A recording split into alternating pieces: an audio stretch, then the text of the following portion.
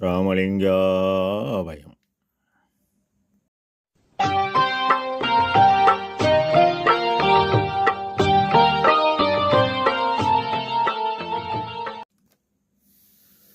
அருட்பெரும் ஜோதி அருட்பெரும் ஜோதி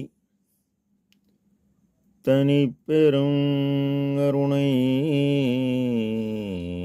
அருட்பெரும் ஜோதி எல்லா உயிர்களும் இன்புற்று வாழ்க. வள்ளல் மலரடி வாழ்க வாழ்க. திருச்சிற்றம்பலம். அருட்பெருஞ்ஜோதி ஆண்டவரின் பரிபூர்ண அருளை பெற்ற அருட்பிரகாச எம்பெருமானின் திருவடிகளை மனமொழிமையால் போற்றி பணிகின்றேன் தயவுடன். நாம் செய்த செயலின் நுழைவாக இன்ப துன்ப அனுபவங்கள் யாவும் வந்து கொண்டே உள்ளது. அவ்வாறு வருகின்ற துன்பம் யாவும் பொறுத்து எல்லா உயிரும் இன்பமாக வாழ எண்ணி நாம் செயல்பட்டாலே நமக்கு ஆன்ம லாபம் கூடும். தற்சமயம் இஸ்ரேல் அமெரிக்கா சேர்ந்து ஈரானுடன் போர் புரிந்து எண்ணற்ற உயிர்கள் இறந்து மடிகின்றன. ஏற்கனவே ரஷ்யாவுக்கும் உக்ரைனுக்கும் 1 ஆண்டுகளாக போர் நடந்து அங்கு எண்ணற்ற உயிர்கள் இறந்து மடிகின்றன. எல்லா உயிர்களும் இன்பமாக வாழ அருள் புரிய வேண்டும். அருட்பெருஞ்சோதி அற்புத கடவுளே, அவரின் பரிபூர்ண அருளை பெற்ற அருட்பிரகாசம் குருநாதனே, தயவுடன் அருள் புரியுங்கள். அருட்பெருஞ்சோதி அருட்பெருஞ்சோதி தனிப்பெரும் கருணை அருட்பெருஞ்சோதி. திருச்சிற்றம்பலம். நம் பெருமான் அடிமை பேர் என்ற தலைப்பில் 3வது பாடலில்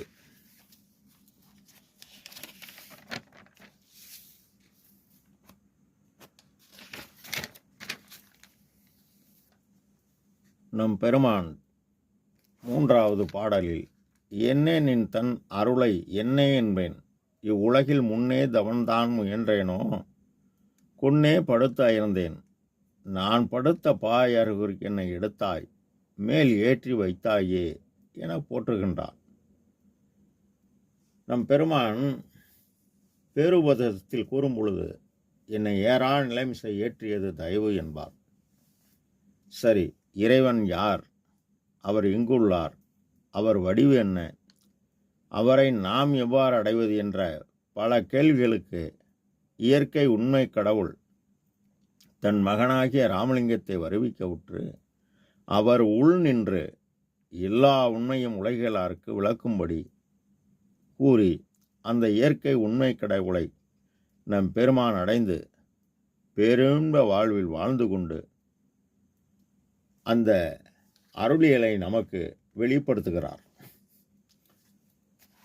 வள்ளல் பெருமான் 5/10/1823 அன்று சைவநெறி குடும்பத்தில் வருவிக்க உற்றவர். உலக மக்கள் உண்மையை அறிய படிப்படியாக 5ஆம் திருமுறை வரை வழங்கி 6ஆம் திருமுறை உள் போகிறார். அங்கு இயற்கை உண்மை கடவுள் ஒருவரே என பதிவிலக்கம் என்கின்ற தலைப்பில் 13 பாடலில் தெளிவு செய்கின்றார். கடவுள் ஒருவரே, அவர் அருட்பெருஞ்சோதி ஆண்டவர், அவர் பெரும் ஜோதி, பேரறிவு, எல்லாம் உடையவர், எல்லாம் ஆனவர், எல்லாம் வல்லவர், எல்லாம் அல்லாதவராய் அண்ட சராசரம் யாவும் இயக்கக்கூடியவர், தனி சிகரம். இதனை உரைநடை பகுதி 353ஆம் பக்கம் எஸ்டு சிருஷ்டி நியாயம் என்கின்ற தலைப்பில் ஐயா தெளிவுபடுத்துகிறார். இங்கு தன் அருள் என்ன என்று கூறுகிறார்.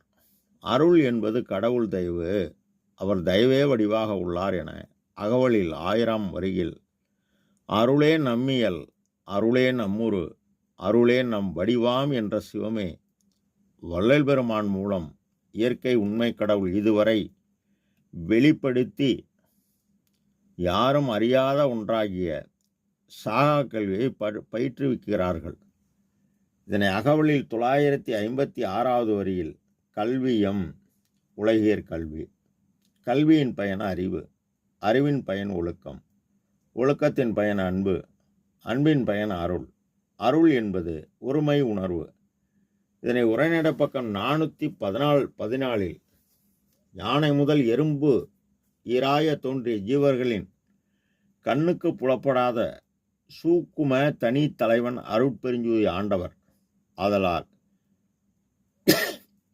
ஜீவர்களின் ஆன்மாவே திருச்சபையாகவும் அந்த உயிரின் உள்ளொளியே பதியாய் நிற்பதால் யாதும் நீக்கமரக் கண்டு என்பது உயிருள் யாம் எம்முள் உயிர் இவை உணர்ந்து. உணர்வு எப்போ வரும்? ஒழுக்கமும் அறிவும் ஒத்த இடத்தில் உள்ளவருக்குத்தான் ஒருமை வரும். அறிவு என்பது ஆன்ம ஒளி இயக்கும்போது அதன் அதன் அதன் இயக்கத்திற்கு ஏற்றவார் காற்றின் இயக்கமாகிய மனம் செயல்பட வேண்டும். அதாவது மாவு பொருள் அதிகமாக சாப்பிட்டால் மலச்சிக்கல் உண்டாகும் என அறிவு கூற அதனை ஏற்று மனம் சாப்பிடாமல் இருக்க வேண்டும். சாப்பிட்டால் என்ன நடக்கும் என்பது உங்களுக்கு தெரியும். அதுபோன்று எவ்விடத்தும் பேதமற்று தானாக நிற்றல். மண்புழு முதல் மனிதர்கள் வரை எல்லா உயிரிடத்தும் உள்ளொளியாய் நம் இறைவன் உள்ளார். அவர் இயக்க ஜீவன் காற்றை ஜீவித்து ஜீவனம் செய்கிறது என்கின்ற உணர்வு வந்து எல்லா உயிரையும் தம் உயிர் போல் காக்கின்ற உணர்வு வரும்போது எத்துணையும் பேதமுறாது எவ்வுயிரும் தம்முயிர் போல் எண்ணி செயல்படணும். பரோபகாரமாகிய பசி நீக்க, கொலை நீக்க, நாம் பரோபகார செயல் செய்ய செய்ய நமக்கு ஆற்றல் கூடும். காலம் உள்ளவரை பரோபகார செயல் செய்ய செய்ய இந்த ஆற்றலை உபகார சக்தி ஆன்ம அறிவுடன் கூட்டினால் உலகறிவு கடந்து அருள் அறிவு பெற்று நிற்போம். இது அறிவினில் ஓர் அறிவு. என்னேன் என் தன் அருளை என்ன என்பேன். இப்போ இவர் ஆற்றலை பெற்றுவிட்டார், மலமைந்தும் வென்றுவிட்டார். இதுவரை உள்ளதும் சாகா கல்விதான். இதற்கு மேல் மரணமில்லா பெருவாளுக்குரிய சாகா கல்வியை இறைவன் தான் பயிற்றுவிக்கணும். ராமலிங்க ஆவயம் 1066வது வரியில் அகவலில் சாகா கல்வியின் தரமெல்லாம் கற்பித்து ஏகாக்கர பொருள் ஈந்த சர்க்குருவே எனவும் 1565வது வரியில் சாகா கல்வியின் தரமெல்லாம் உணர்த்தி சாகா வரத்தை தந்துமேன் மேலும் 158வது வரியில் இரவா வரமளித்து எண்ணெய் மேல் ஏற்றிய அறவாளி யாம் தனி அருட்பெருஞ்சோதி எனவும் 210வது வரியில் சாவா நிலை இதுவரை யாரும் பெறவில்லை, தன் மகனுக்கு முதலில் தந்தை வழங்குகிறார்.